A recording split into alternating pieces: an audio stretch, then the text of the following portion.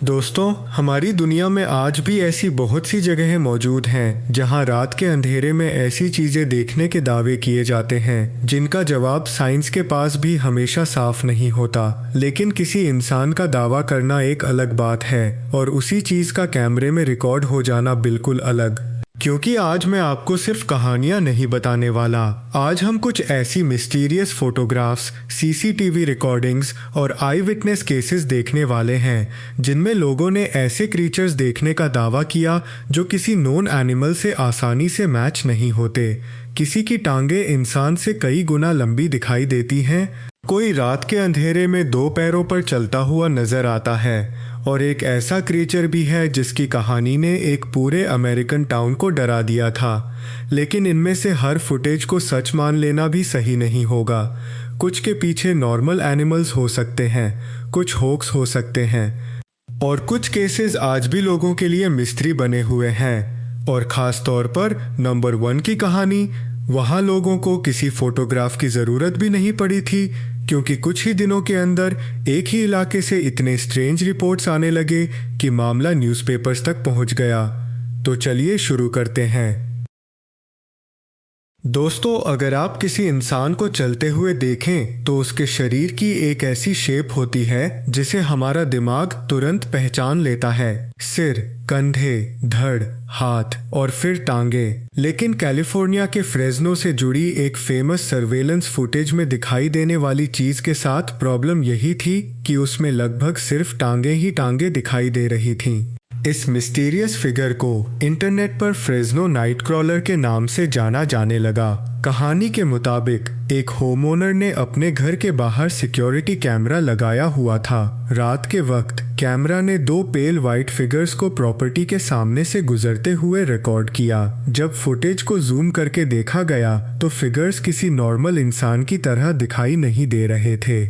उनका upper body बहुत छोटा था, जबकि दो लंबी टांगे जमीन पर एक अनयूजुअल रिदम के साथ आगे बढ़ती हुई दिखाई दे रही थीं। और सबसे स्ट्रेंज चीज़ इनकी मूवमेंट थी। ये क्रीचर्स भाग नहीं रहे थे, किसी एनिमल की तरह चार पैरों पर भी नहीं थे, बल्कि बहुत आराम से एक पैर के बाद दूसरा पैर आगे रखते हुए डार्कनेस में चलते चले गए। फुटेज वायरल होने के बाद फ्रेज़नो नाइट क्रॉलर को लेकर कई थ्योरीज सामने आईं। कुछ लोगों ने इसे अननोन ह्यूमनॉइड क्रीचर माना, जबकि स्केप्टिक्स का कहना था कि यह किसी कॉस्ट्यूम, पपेट या मैनिपुलेटेड फुटेज का रिजल्ट हो सकता है। लेकिन नाइट क्रॉलर की कहानी यहीं ख़त्म नहीं हुई। बाद में कैलिफोर्निया के योसेमिटी एरिया से भी इसी तरह की लॉन्ग लेग्ड फिगर्स की एलिजेड फुटेज सामने आने का दावा किया गया, जिससे मिस्ट्री और भी ज़्यादा फेमस हो गई।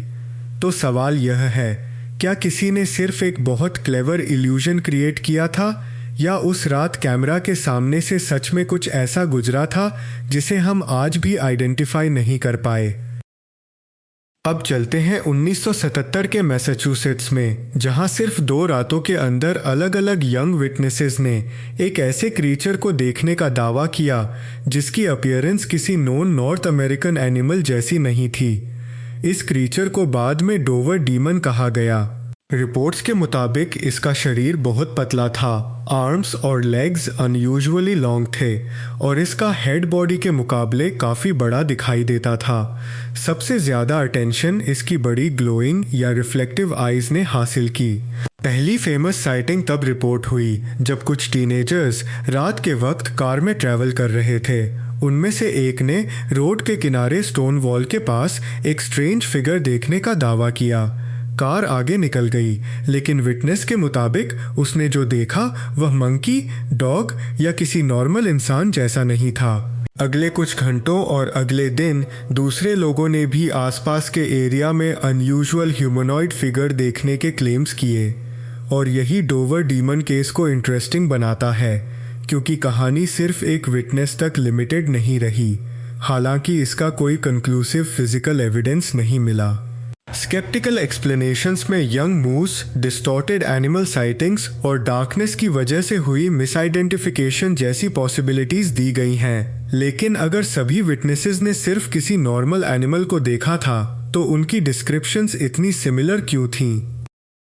1949 में टेक्सास के लेक वर्थ के आसपास अचानक ऐसी रिपोर्ट्स आने लगीं जिन्होंने लोकल न्यूज़पेपर्स तक का अटेंशन हासिल कर लिया।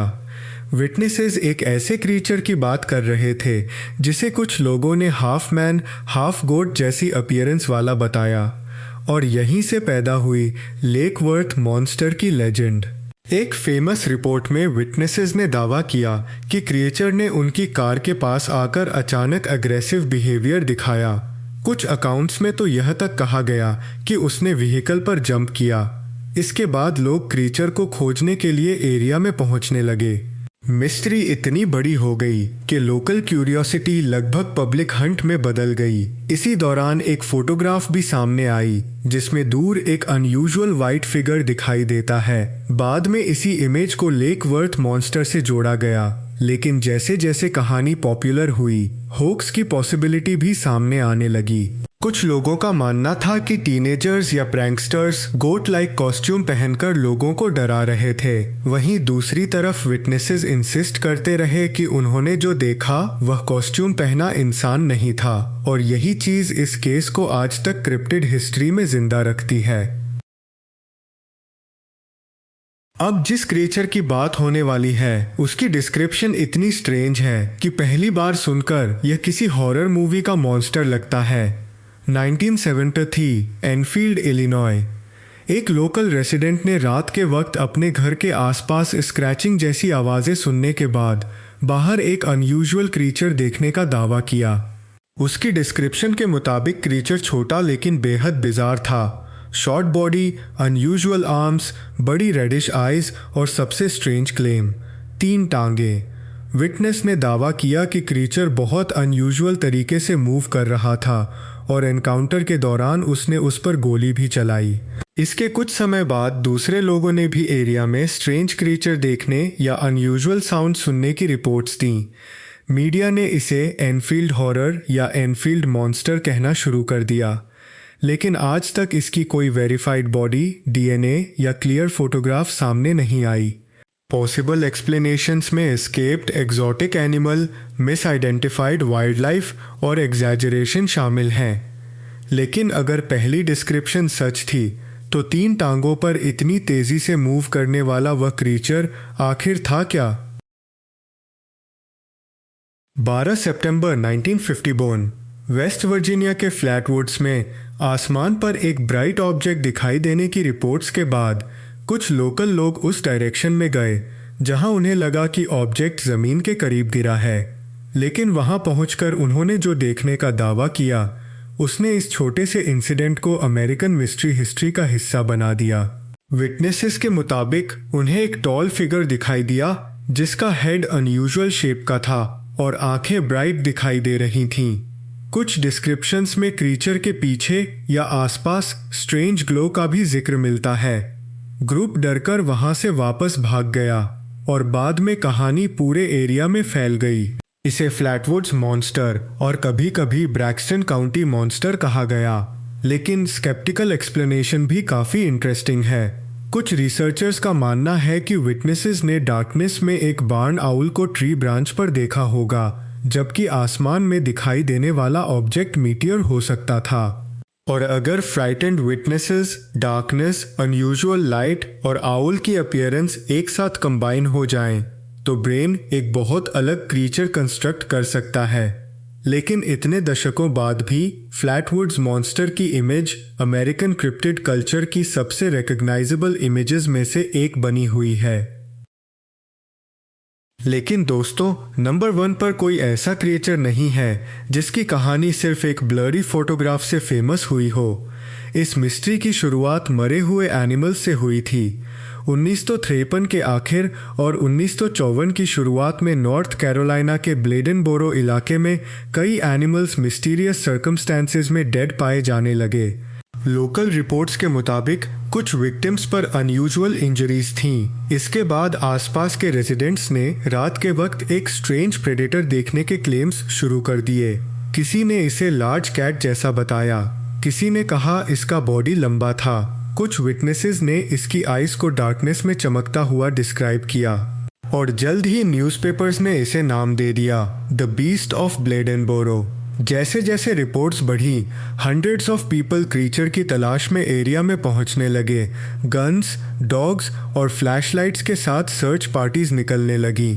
अब मिस्ट्री सिर्फ किसी क्रीचर की नहीं थी, पूरा टाउन किसी ऐसी चीज को खोज रहा था जिसे कोई प्रॉपरली आइडेंटिफाई नहीं कर पा रहा था। इवेंचुअली एक बॉबकैट को मारकर कुछ लोगों ने दावा किया कि मिस्ट्री सॉल्व हो गई, लेकिन सभी कन्विंस्ड नहीं हुए। कुछ लोगों का कहना था कि रिपोर्टेड ट्रैक्स और डिस्क्रिप्शंस उस एनिमल से मैच नहीं करते थे। पॉसिबल एक्सप्लेनेशंस में बॉबकैट, कूगर और दूसरे प्रेडेटर्स शामिल किए गए, और शायद इसका जवाब इतना ही सिंपल था।